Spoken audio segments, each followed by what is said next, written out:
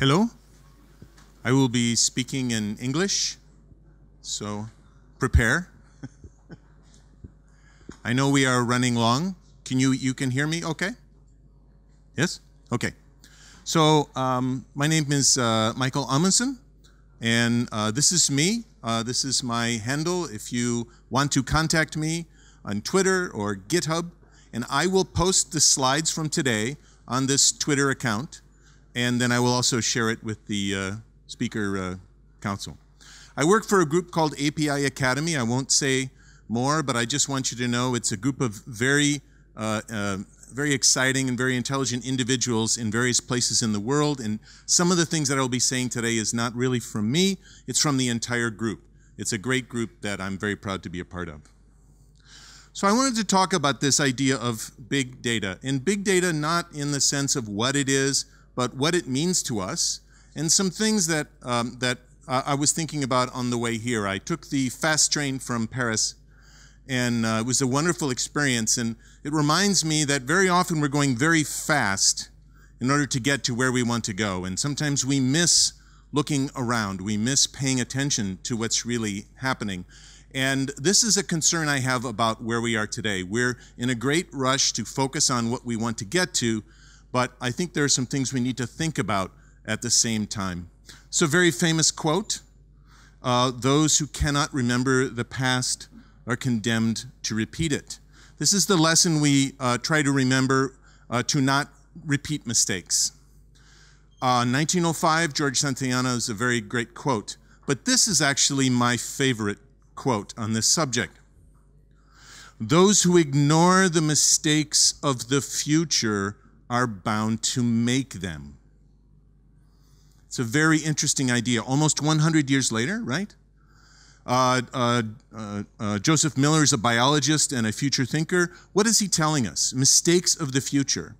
If we pay attention to the road ahead, we can see a turn. If we're going too fast, we miss the turn. We make mistakes.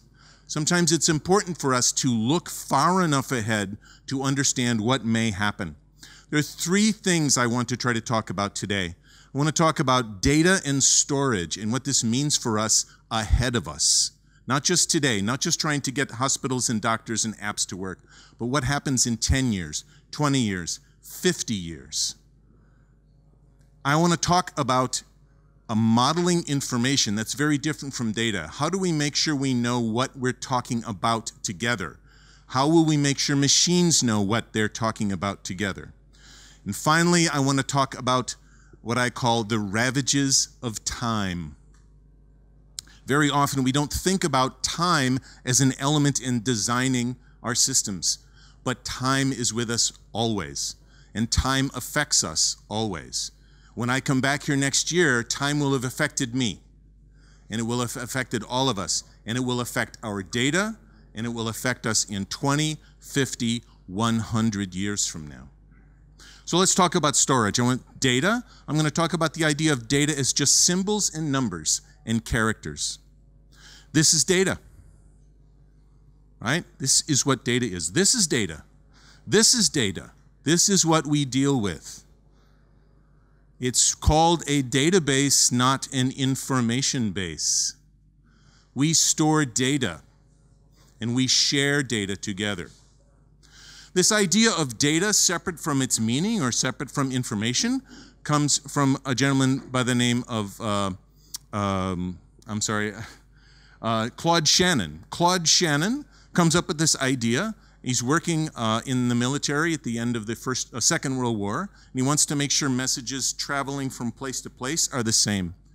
How can he tell if it's the same message that was sent, that's received, without ever understanding the message?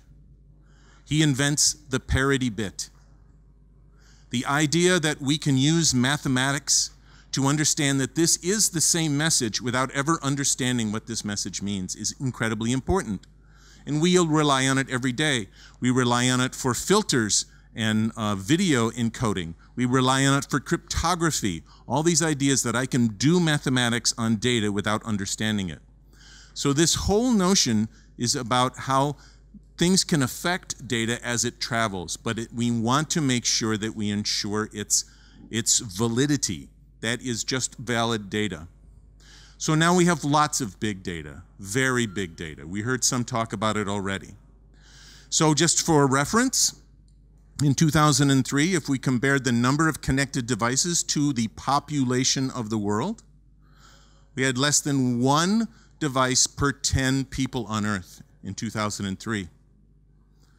2010, already 2 devices for every person on Earth. Today, the estimate is almost 3.5 devices per person on Earth. And keep in mind, there are millions of people that have no devices. In 2020, possibly as many as 7. Almost 7 devices per person on Earth. With my watch and my phone and my tablet and my blood pressure and my scale, I'm doing my part to keep up that number. Many of us will have many, many devices. That's a lot of data. So much data that it's estimated to be 40,000 or 40 zettabytes, 40,000 exabytes. It's a huge number we can't even think about. Maybe we think we need one place to store it all, just one big place. But of course that never happens. In fact, most of the data we generate, we give away. We generate it at Twitter and Facebook and LinkedIn and all these other places, and it becomes theirs. But in many cases, especially in health, we want to keep that data. We want to hold on to that data. We probably generate, it's estimated, 1 gigabyte per day of information today. As we add more devices, we'll increase that. 1 gigabyte of data printed on paper would fill a truck for every person here. That's 365 trucks of data per each person. That's a lot of trucks. In the US, we're building special places to store data. This is in the US state of Utah. There's a place called Bumble Hive where our government is beginning to store data. This will hold 1 yottabyte of data. That's 1,000 zettabytes. Remember, we just said that the world will produce in 2020 40 zettabytes in 1 day. How long will this last? Not long. So you might ask yourself, how does the brain deal with data? Where does the data that we take in go? How much data do we store? How much can the brain keep? There are lots of estimates. 100 terabytes is the estimate of the storage capacity of the human brain today. It varies in orders of magnitude in either way. By the way, that's 100,000 gigabytes. Remember, I said we would generate about 1,000 gigabytes a day. So that means, gee, we have more than 250 years of storage in this brain. That's pretty amazing. So does our brain actually store every bit of sense information? The answer is no. Our brains do not store every bit of information. Instead, what they do is every day they collect information and move it into working storage and finally into long-term memory. Through pruning, we actually ignore most of the information that we take in, and we create memories or remembrances in long-term memory and attach them to things. We get rid of most of the data that we see. Now, you might think this is a bad thing. By the way, there's a great book called The Secret World of Sleep, which talks a great deal about this. This is a very, very good book about how we prune data. In fact, if we remembered everything, it would be terrible. It would constantly bother us, every little thing, if we remembered every little bit of scrap of paper, every light, every blink, every person, every place that we had ever seen. In fact, forgetting helps us become more efficient.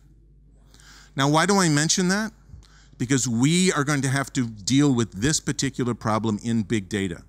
We're not going to be able to keep every byte of it. There's just no way. Decade after decade, we're not going to keep it. It turns out also, it's not a good idea to have a lot of data in front of us because learning is hard. Learning to choose data is very hard. And in fact, as Barry Schwartz would say, learning to choose well in a world of unlimited possibilities is too hard. So our brains are not set to be able to look at every possibility. We know that we have, actually there's studies that say that we regret more when we have more options. We regret the choice we have. Our brains are designed to make quick choices, not deal with a lot of them. There's a great book by Barry Schwartz called The Paradox of Choice, which I think is very important. Choice is intimidating. Choice can cause us problems. We do not want to offer too many choices to doctors or hospitals or patients, because that will actually make things worse. So the brain has this process, and it usually uses sleep to do this, to actually prune data and then turn that into useful memory. Data is lost every day, and our memories are really just fabrications of what we want to remember. We are going to have to do something like this for our data. There are lots of possibilities ahead of us. There are some technologies already for pruning this. Learning, deep learning, all these other kinds of things are important, but we need to prepare today to think about how we're going to do that, where we're going to do that, and who is going to be in charge of the process of deciding what we should teach machines to prune away. Doctors, physicians, and patients as well need to collaborate in this idea. Now, it's important that we don't think about the notion of every bit of data aggregated together into a big pool, where we kind of, narrow it down and we combine lots of bits. What's important instead is a thing called a data lake, which I think is very interesting, from James Dixon. James Dixon talks about this idea where all the data goes in, but then you have filters and flows out of the data for people who want to use it.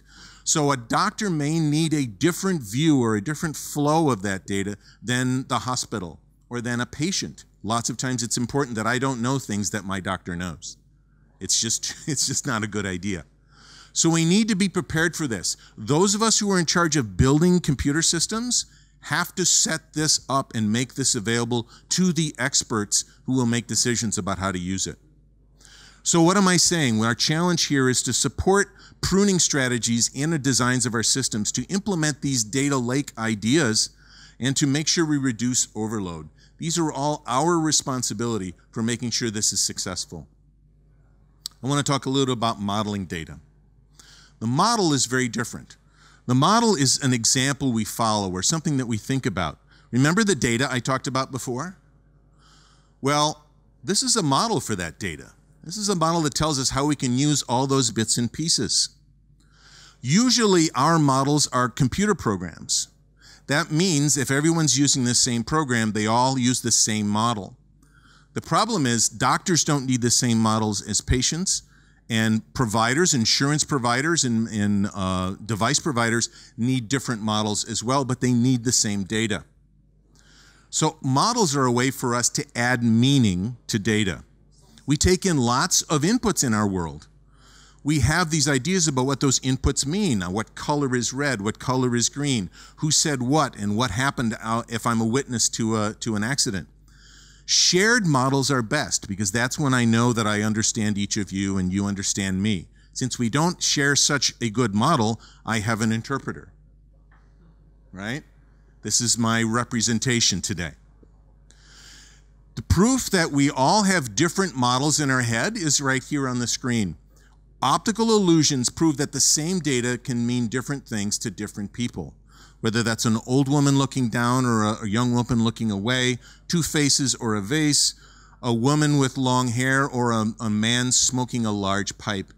These are all things that we apply to the same data. Models allow us to read the data the way we wish. Data plus model is how we get information. There is no information in the bits and pieces. There's only information in our model.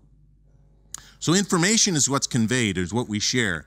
This was the information from the model that I was just talking about a moment ago, remember? The data, the model, the information. This is what we're responsible for when we create information systems. This is what we need to help professionals understand, how they can give us the models we need to get the information they're looking for. Remember this data? This is the same data. I've added a simple model of some color and some indentation. It makes it much easier for us.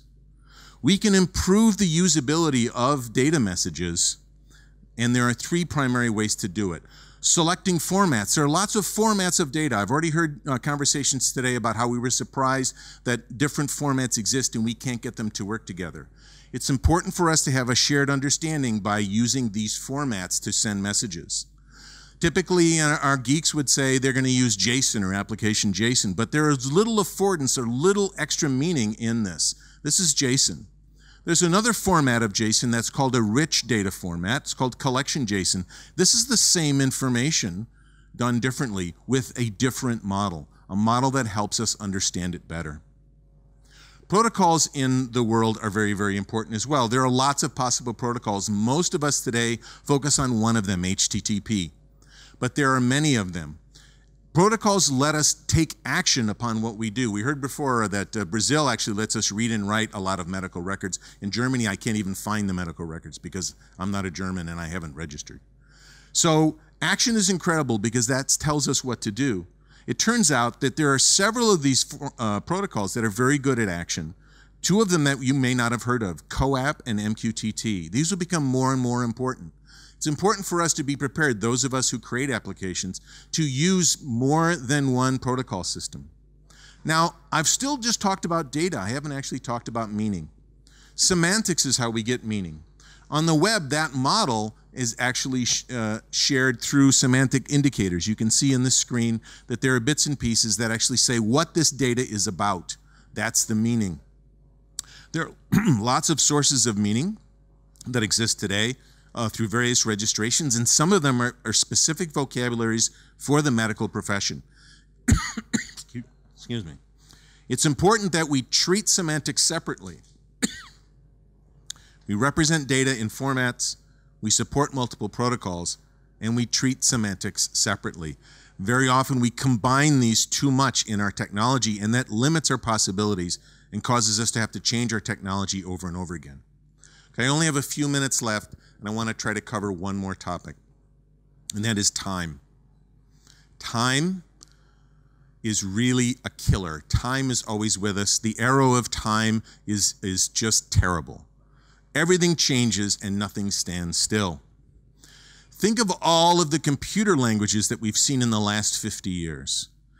All of the storage formats that we've seen over the centuries. How many people remember this, right? How many people still have these in the house somewhere? How many people can still use them? Yeah, just a few. You do not want this to happen to your data. And this is the risk we run. How long will we keep this data? A year? 5 years? I plan on living a while. My children will live quite a while. It's quite possible that some people in this room will live past 100. We need to be able to use that data for centuries to come. This is our big challenge. Think of how many different, even just programs, just this word processor program that have changed in the last 30 or 40 years. Just the formats for online markup, HTML versions that have changed in the last 20 years. There's a reason that one of the biggest bodies on the internet that controls standards still prints everything in simple text. Why? Because you don't need a program to read it. What happened to all of those Word documents, all of those word processor files from WordStar and from Lotus Symphony? Where are they now? Who can use them? What's going to happen to your medical data in 30 years? Storage formats are not transfer formats. The way we communicate is not the way we need to store information. This is really, really important. There are lots of possibilities for long-term storage. CSV, comma separated, is very popular. XML is still popular. JSON. There's even a series of formats called RDF based on triples. This is a thing called Notation 3. Somewhere along the way, we have to select a storage format that's going to last for a century or more. We have to commit to this. There are several in the running. I actually recommend either XML or JSON today because they have an extra tool called a schema, a way that we can add separate semantics to the data, as we talked before. It's also important to remember that the media itself is volatile. You know all those CDs that you're storing information on? Every day a few of those bits disappear. They will eventually wear out and they will be no good. There are lots of things, we don't have time to talk about it, lots of things ahead, such as storing in carbon nanoballs, storing at the level of molecules, even storing in quantum bits and pieces. But the one I think most interesting is actually storing in DNA. Researchers in Zurich can now store information in DNA that can last 1 million years. They can turn bits into DNA strings, store them in a DNA gel, and then that can stay stable for more than 1 million years, and they can come back and get the bits again. All sorts of things are going to change. Our data designs, our systems are going to have to be prepared for this. Does anybody remember the movie Time Machine from 1960, H.G. Wells' book from the turn of the century? They even had this idea that there were going to be these talking rings that you'd spin. They actually used the spin was the energy in order to give it power to talk to you. How are we going to read these formats? Are we going to have the same kind of power? The same kind of applications? The beauty of the Rosetta Stone is that it told us more than one way to read the same bit of data. It let us decrypt it. The Rosetta aircraft from a European Space Agency that just landed on P-67 last fall on the asteroid actually carried a Rosetta object called the Rosetta Project. 13,000 pages of information in 1,200 languages. Anybody who finds this is the key to deciphering lots of languages. Game programmers know this problem already. They've created emulators for the games that are 20 years old so we can still play them today, and they put them on small little cards that you can carry around. What are we going to do in 200 years to all of our medical data? Will we have the programs available to us? We need to learn from this. We need to be prepared to hold on to this data that we're creating, this big data we're so excited about, for centuries to come. Be ready to migrate it to new media when necessary, and we may need to even save applications in the process, save applications with the data. Okay, just a few more slides, I promise. We have a lot ahead of us, and we're going very fast. It's important that we pay attention. It's fantastic that we're working today on open data, but we have responsibilities centuries ahead. Vint Cerf, one of the people who helped us build the internet, says if we don't want our digital lives to fade away, we need to make sure the objects we create can be rendered a long time from now. And we need to make sure that we don't make the mistakes of the future. The future's fantastic. There's no telling what we're going to see, and we just need to keep our eyes open as we're going along. And that's what I have. Thank you very much.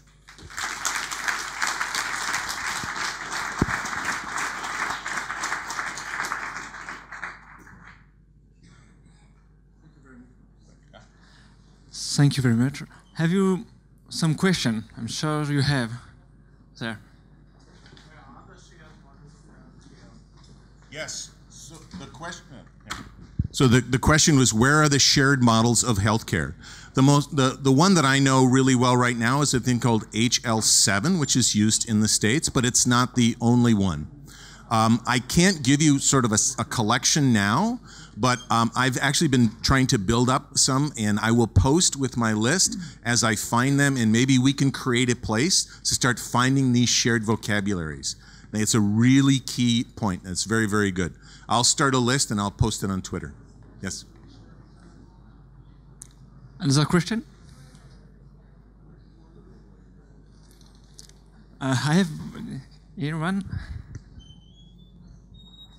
Even if we're storing like an XML format in a DNA strand, I mean, don't we still have to worry about mutation and things breaking down over time? Yes, so the question has to do with the Zurich project to actually use DNA as storage, and are we concerned about breakage? I don't understand all of the technical details of the Zurich project. It was just announced a couple of months ago, but they were claiming that because DNA also takes into account degradation and has copies, that they can take advantage of that. But I don't understand all of the science, but it certainly is a problem. As the idea of repetition helps us in degradation both at runtime and at storage, and that's a real key point. But I will include a reference to the article, and you can take a look. Yes? Another question? I have one. I showed in a hospital a strange system to archive their records. They use microfilms. Yes. It's a good name.